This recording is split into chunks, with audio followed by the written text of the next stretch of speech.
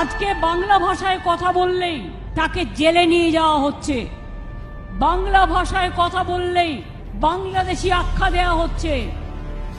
আমি তাদের জিজ্ঞেস করব, বিশ্বকবি রবীন্দ্রনাথ ঠাকুর, বিদ্রোহী কবি নজরুল ইসলাম, বাবা সাহেব আম্বেদকর কোন ভাষায় কথা বলতেন?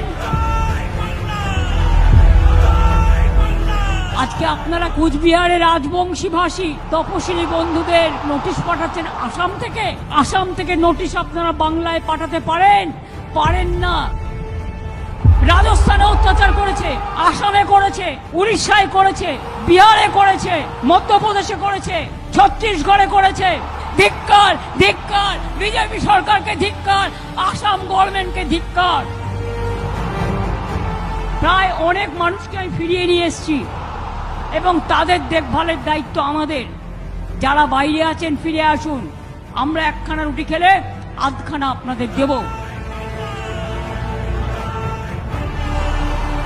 সম্প্রীতির জয়গান গাও, সংস্কৃতির জয়গান গাও, ঠিকানার জয়গান গাও, আর অত্যাচারীদের বিদায় দাও।